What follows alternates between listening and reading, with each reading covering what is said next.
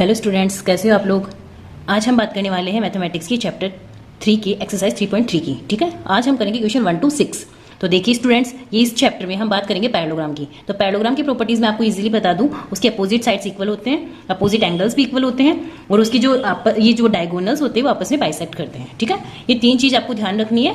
अब हम चलते हैं हमारे क्वेश्चन नंबर 1 पे। गिवन है पैरेललोग्राम, हमें एक पैरेललोग्राम गिवन है ABCD, जिसका नाम ABCD है। ठीक है, कंप्लीट ईच स्टेटमेंट, हमें ये स्टेटमेंट्स जो कंप्लीट करने हैं अलॉन्ग विद द डेफिनेशन और प्रॉपर्टीज, कि इसमें कौन सी प्रॉपर्टी यूज हो रही है, कौन सी डेफिनेशन यूज हो रही है, ये बताते हुए हमें इनको कंप्लीट करना है। ठीक है, तो देखिए, तो पहले हम बताएंगे AD यानी AD, इसके इक्वल क्या है। तो देखिए स्टूडेंट्स, इसमें मैंने अभी आपको बताया था कि पैरेललोग्राम में क्या होता है, अपोजिट साइड्स इक्वल होती है। तो ये है, तो इसकी साइड कौन सी हो जाएगी, ये हो जाएगी ना।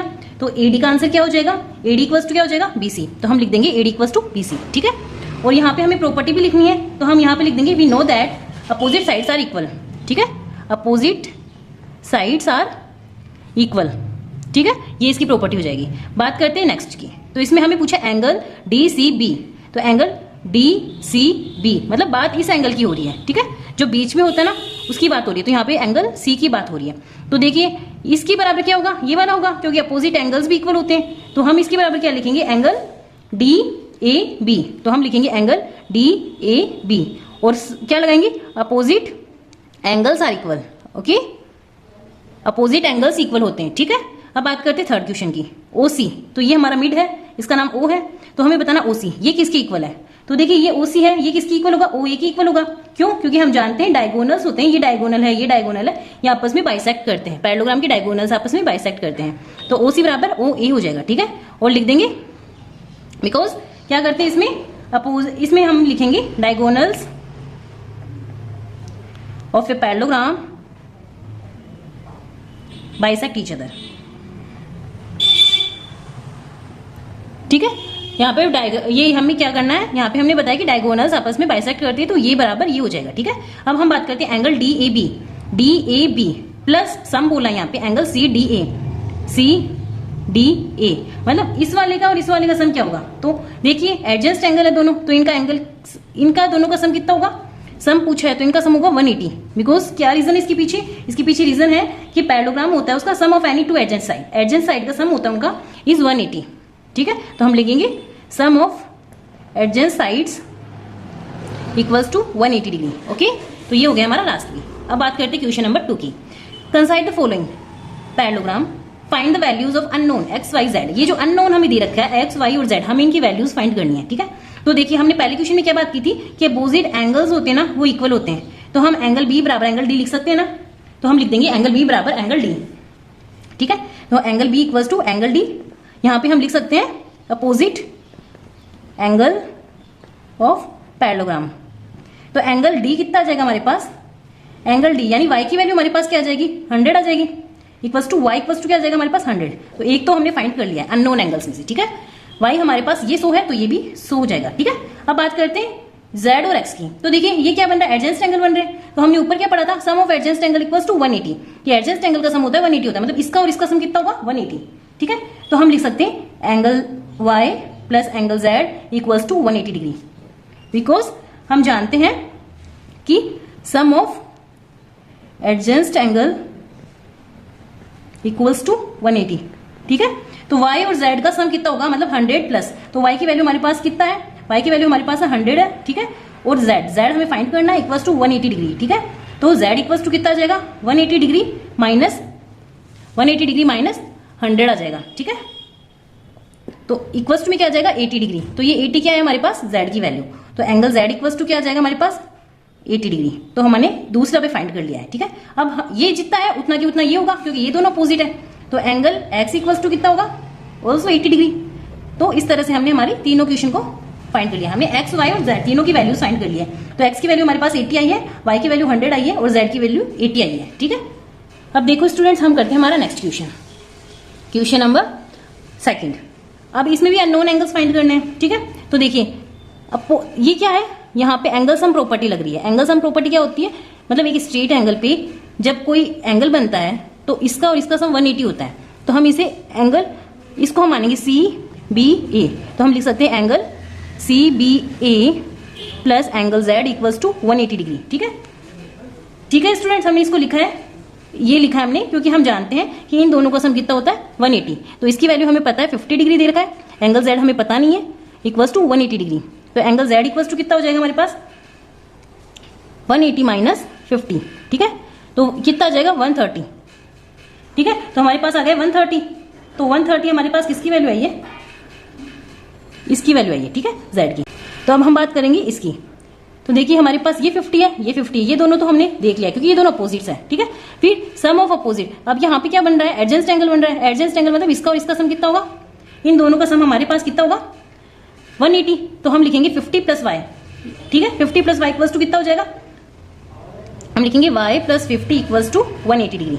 तो यहाँ पे y इक्वल्स टू कितना आ जाएगा 180 degree minus 50 equals to 130 degree. ठीक है, तो ये भी हमारे पास 130 आई, मतलब y भी हमारे पास 130 आया, z भी हमारे पास 130 आया, और ये दोनों आपस में क्या अपोजिट्स है, तो ये भी कितनी हो जाएगी हमारे पास 130।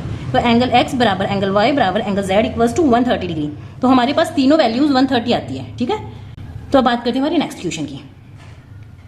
ये हमें क्वेश्चन दे रखा है। तो देखिए स्टूडेंट्स, थर्ड क्वेश्चन में हमें क्या बोला गया है कि हमें फाइंड करना है, y की वैल्यू फाइंड करनी है, z की वैल्यू फाइंड करनी है, और ये वाला x है, इसकी वैल्यू फाइंड करनी है। ठीक है, तो देखिए ये हमें काय का साइन दे रखा है, ये सिंबल जब भी दे रखा होता है इसका मतलब होता है 90 डिग्री। तो ये हमें 90 डिग्री दे रखा है, तो ये 90 है, तो ये भी कितना होगा 90, बिकॉज ये क्या है अपोजिट एंगल्स, तो अपोजिट है तो ये भी 90 हो गया। ठीक है, तो सबसे पहले हम लिखेंगे एंगल x इक्वल्स टू कितना हो जाएगा, एंगल x इक्वल्स टू हम लिखेंगे 90 डिग्री, अपोजिट एंगल। ठीक है, तो ये 90, तो ये भी 90। ठीक है, अब हम देखो यहाँ पे क्या बन रहा है, ये एक ट्रायंगल बन रहा है ना ये ट्रायंगल। तो इस अकेले ट्रायंगल की बात करते हैं हम, तो ट्रायंगल की तीनों एंगल्स का सम कितना होता है 180। तो हम बात करेंगे y प्लस 30 प्लस 90, मतलब angle y plus 30 degree plus 90 degree. ये 90 क्यों, क्योंकि हमने x की वैल्यू फाइंड कर ली थी, यहाँ पे हमारे पास 90 आ गया है, ये 30 दे रखा है पहले से, और इसको ले लिया हमने y इक्वल्स टू हो जाएगा 180। अब देखिए एंगल y प्लस ये दोनों को जोड़ेंगे तो कितना हो जाएगा 120, और इक्वल्स टू में कितना आ जाएगा 180 डिग्री। तो एंगल y इक्वल्स टू कितना आ जाएगा 180 डिग्री माइनस 120 डिग्री। तो एंगल y इक्वल्स टू कितना आ जाएगा 60 डिग्री। तो हमारे पास एंगल y आ गया है 60 डिग्री। ओके, और एंगल x हमारे पास आ गया है 90 डिग्री। ठीक है, तो अब देखिए y हमारे पास आया, तो यहाँ पे क्या बन रहा है, ये दोनों जो बन रहे हैं ये अल्टरनेट एंगल्स हैं। ठीक है, तो y इक्वल्स टू z हो जाएगा, मतलब ये दोनों इक्वल है, जो वैल्यू इसकी आएगी वही वैल्यू इसकी आएगी। तो y हमारे पास कितना हो जाएगा 60 डिग्री। तो इस तरह हमारे तीनों क्वेश्चन का आंसर आ जाता है, x हमारे पास 90 आ जाता है, y हमारे पास 60 आ जाता है, और z हमारे पास अगेन 60 आ जाता है, ये z है। ठीक है, तो अब बात करते हैं हमारे नेक्स्ट क्वेश्चन की। तो देखिए फोर्थ क्वेश्चन। अब देखिए हम जानते हैं कि सम ऑफ एडजेंस्ट एंगल, ये एंगल प्लस ये एंगल, सम ऑफ एडजेंस्ट पैरेललोग्राम है हमें दिख रहा है, और सम ऑफ एडजेंस्ट ऑफ पैरेललोग्राम में एडजेंस्ट एंगल का सम कितना होता है 180 होता है। ठीक है, तो हम लिखेंगे we know that sum of any two adjacent angles of a parallelogram equals to 180 degree. ठीक है, तो हम क्या लिखेंगे 80 प्लस एक्स, ये दोनों का सम कितना होगा 80 plus angle x equals to 180 degree. ठीक है, तो एंगल x इक्वल्स टू कितना आ जाएगा 180 डिग्री माइनस 80। तो एंगल x इक्वल्स टू कितना आ गया हमारे पास 100। तो x की वैल्यू हमारे पास आ गई है 100। ठीक है, तो जितना हमारे पास x होगा उतना हमारे पास यहाँ की वैल्यू हो जाएगी। ठीक है, ये भी हमारे पास 100 हो गया है। तो अब हमें z फाइंड करना है। तो यहाँ पे देखिए क्या बन रहा है, लीनियर इक्वेशन, वो लीनियर पेयर बन रहा है। ठीक है, तो 100 plus angle z equals to कितना होता है 180 होता है, क्योंकि यहाँ पे क्या बन, एक सीधे लाइन पे बनने वाला एंगल का सम कितना होता है 180 होता है। ठीक है, तो हम एंगल z इक्वल्स टू कितना लिखेंगे 180 माइनस 100। तो एंगल z इक्वल्स टू कितना आ जाएगा 80 डिग्री। ठीक है, हमने एंगल z भी निकाल लिया है। अब देखिए इन दोनों का सम कितना होता है, सेम एडजेस्ट एंगल है, और वैसे देखिए तो ये इसका अपोजिट होता है। तो एंगल y इक्वल्स टू सीधा आ जाएगा 80 डिग्री, क्योंकि पैरेललोग्राम में क्या होता है अपोजिट एंगल्स इक्वल होते हैं। तो ये 80 का, तो ये भी 80 का। तो अब बात करते हैं 5 नंबर की। तो यहाँ पे देखिए हमें क्या बोला गया है, ये 112 का है, तो ये इसका अपोजिट है। तो एंगल y इक्वल्स टू कितना हो जाएगा 112, अपोजिट एंगल साल equal.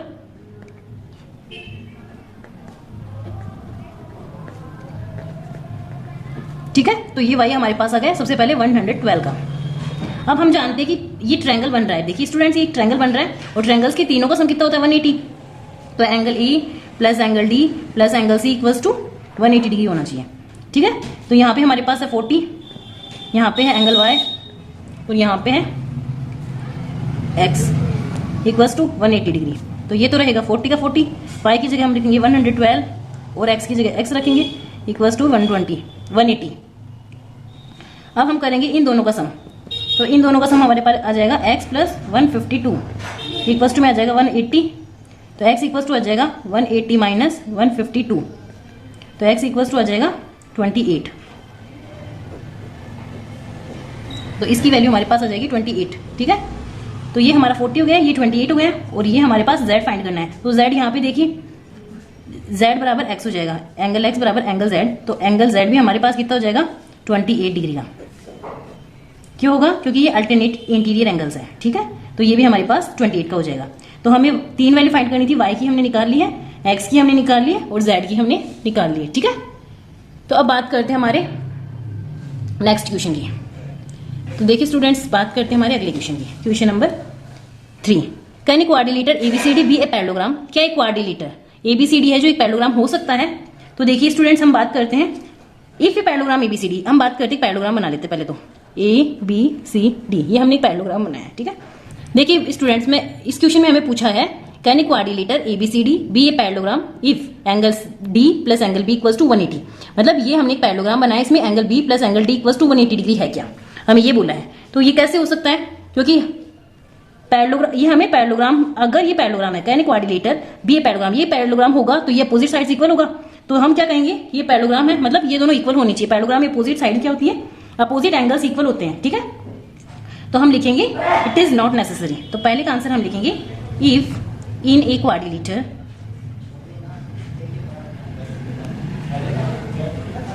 ABCD angle D plus angle B equals to 180 degree, ठीक है। देन तो क्या होगा, इट इज नॉट नेसेसरी, ये आवश्यक नहीं है, ये जरूरी नहीं है। दैट, क्या जरूरी नहीं है कि ABCD एक पैरेललोग्राम हो, क्योंकि पैरेललोग्राम होने के लिए तो जरूरी क्या होना चाहिए कि ये दोनों का इक्वल इक्वल आंसर आए, क्योंकि एंगल इक्वल होते हैं, अपोजिट एंगल इक्वल होते हैं, ठीक है। तो अब बात करते हैं क्वेश्चन सेकंड की। AB इक्वल्स टू CD, मतलब AB और ये भी 8 और ये भी, ये हमें दे रखी AB CD इक्वल्स टू 8, ठीक है। ये भी 8 है, ये भी 8 है और AD इक्वल्स टू 4, ये 4 है और 4.4 है, ये वाली हमें दे रखी 4.4, ठीक है। तो ये दोनों तो इक्वल दे रखी है, बट ये दोनों नॉट इक्वल है, ये दोनों नहीं है ना इक्वल। तो हम लिखेंगे AD नॉट इक्वल BC, दोनों आपस में इक्वल नहीं है और इसमें क्या होना चाहिए, अपोजिट साइड्स इक्वल होनी चाहिए। तो हम लिखेंगे the opposite sides are unequal, unequal है, so ABCD is not a parallelogram, इसलिए ABCD एक पैरेललोग्राम नहीं है, ठीक है। अब बात करते हैं थर्ड की। A equals to 70 degree angle A, ये हमें 70 डिग्री दे रखा है और C इक्वल्स टू 65। तो ये सेम चीज है, angle A not equals to angle C, दोनों एक दूसरे के नॉट इक्वल है। तो हम लिखेंगे the opposite angles are unequal, opposite angles है जो अनइक्वल है, so ABCD is not a parallelogram. Parallelogram होने के लिए मैंने आपको स्टार्टिंग में बताया था अपोजिट एंगल्स, अपोजिट साइड्स सब इक्वल होनी चाहिए, बट यहाँ पे न तो साइड्स इक्वल थी न एंगल्स इक्वल थे, ठीक है। तो ये दोनों पैरेललोग्राम नहीं हो सकते। अब बात करते हैं क्वेश्चन नंबर 4 की। तो देखिए क्वेश्चन नंबर 4 में हमें क्या पूछा है। तो क्वेश्चन नंबर 4 में हमें बोला है कि ड्रॉ ए रफ फिगर, हमें एक रफ फिगर बनानी है ऑफ ए क्वाड्रिलेटर की that is not a parallelogram, जो क्या हो, एक पैरेललोग्राम नहीं हो, but has actually two opposite angles are equal, लेकिन उसकी दो एंगल्स इक्वल होनी चाहिए, अपोजिट एंगल्स इक्वल होनी चाहिए। तो देखिए अगर हम बनाते हैं इस टाइप से, ठीक है, ये काइट की शेप हमने बनाई है, इसको हम लेवल कर देते हैं ABCD, ठीक है। तो देखिए ये वाला एंगल और ये वाला एंगल हम इक्वल कर देते हैं, ठीक है, क्योंकि हमें क्या बोला है, ड्रॉ ए रफ, हमने एक रफ डायग्राम बनाया है जो कि क्वाड्रिलेटर है, that is not a parallelogram, और ये पैरेललोग्राम भी नहीं है और एक्चुअली इसकी दो अपोजिट साइड्स इक्वल भी हैं, तो वो शेप हो सकती है रफ फिगर। हमने एक क्वाड्रिलेटर बनाया दैट नॉट ए पैरेललोग्राम, ये एक पैरेललोग्राम नहीं है, ठीक है। और हमने इसको बनाया, इसके दो साइड्स हमें क्या है, अपोजिट एंगल्स, ये जो एंगल, ये वाला एंगल और ये वाला एंगल, अपोजिट एंगल्स हमने इक्वल भी बनाए हैं। तो एंगल A बराबर एंगल C लिख सकते हैं हम इसको। तो हम ये लिखेंगे काइट का एग्जाम्पल ही, ठीक है। अब बात करते हैं हमारे अगले क्वेश्चन की, क्वेश्चन नंबर 5। तो देखिए क्वेश्चन नंबर 5 में हमें क्या पूछा है, the measure of two adjacent angle कि कोई भी दो adjacent angle, measure of two adjacent angle of a parallelograms are ratio 3:2। ये हमें एक पैरेललोग्राम बनाना है सबसे पहले तो, ठीक है। ये हमने एक पैरेललोग्राम बनाया है, ठीक है। इसको हमने लेबल कर दिया है ABCD, ठीक है। अब हमें क्या बोला है कि इसकी रेशियो क्या है 3:2, और वो भी क्या है एडजेंस्ट एंगल। एडजेंस्ट एंगल या तो ये दोनों या ये दोनों, तो हम इनके मान लेते हैं। इसका रेशियो है 3 और इसका रेशियो है 2, ठीक है, 2:3। Find the angles of a parallelogram, तो हमें सारे फाइंड करने हैं, ठीक है। तो देखिए सबसे पहले हम करेंगे लेट टू एडजेंस्ट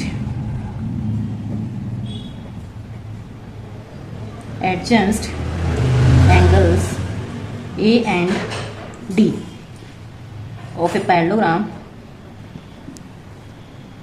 ABCD, ठीक है। ये दो एडजेंस्ट एंगल है पैरेललोग्राम ABCD के, ठीक है। अब हम क्या करेंगे, जो क्या माना है हमने, ये दोनों को क्या माना है B 3x एंड 2x, ठीक है। तो अब हम करेंगे, हम जानते हैं कि दोनों का सम कितना होना चाहिए, angle D equal to 180 degree होना चाहिए। सम ऑफ एडजेंस्ट एंगल क्या होता है 180, तो हम लिखेंगे 3x plus 2x equal to 180 degree. तो कितना हो गया ये 5x। 5x इक्वल टू कितना हो जाएगा 180, और x इक्वल टू कितना हो जाएगा 180/5, ठीक है। और x इक्वल टू कितना हो जाएगा 36 डिग्री। जब इसको इससे काटेंगे तो 36 आएगा, ठीक है। तो अब हमें सारे एंगल्स बताने हैं ABCD। तो एंगल ए कितना होगा 3x माना था हमने इसको 3x, तो 3 × 36 तो कितना हो जाएगा 108। और एंगल D कितना होगा 2x माना था, तो 2 × 36 इट मीन्स 72 डिग्री, ठीक है। ये हमारा 72 डिग्री हो गया। अब देखो हम जानते हैं कि अपोजिट एंगल इक्वल होते हैं, तो D बराबर B हो जाएगा। तो एंगल B इक्वल टू कितना हो जाएगा 72 डिग्री, और एंगल C इक्वल टू कितना हो जाएगा 108 डिग्री, ठीक है। तो इस टाइप से हमारे आंसर आ जाएंगे, ठीक है।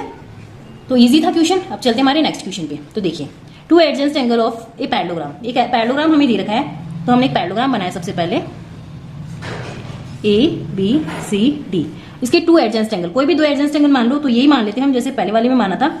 To adjacent angle of a parallelogram have equal measure. अब उनको इक्वल माना है, पहले हमने 3 और 2 रेशियो में माना था, अब इक्वल माना है, मतलब इसको भी x मान लेते, इसको भी x मान लेते। Find the measure of each angle, तो हमें सारे एंगल्स बताने हैं, ठीक है। तो हम क्या कर रहे हैं, इसको भी x मान ले और इसको भी x मान ले।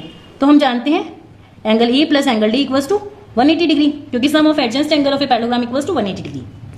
तो यहाँ पे हम मानेंगे x plus x equal to 180 degree, तो 2x इक्वल टू 180 डिग्री और x equal to 180 degree upon 2। तो x इक्वल टू कितना आ जाएगा 90, x इक्वल टू 90, मतलब इसकी वैल्यू 90 आ गई। और देखो ये 90 है तो ये भी 90 है, ठीक है, क्योंकि हमने दोनों को x माना है। और जब ये 90 है तो ये इसका अपोजिट है, तो ये भी 90 है, और ये 90 है तो ये इसका अपोजिट है, तो ये भी 90 है। मतलब इसके चारों एंगल्स कितने होंगे 90 के होंगे, ठीक है। तो एंगल A बराबर एंगल B बराबर एंगल C बराबर angle D equals to 90 degree. और वैसे हम जानते भी कि इन सब का सम हमारे पास 360 आना चाहिए, ठीक है। तो ये हम 90 को जोड़ेंगे तो 360 भी हो जाएगा।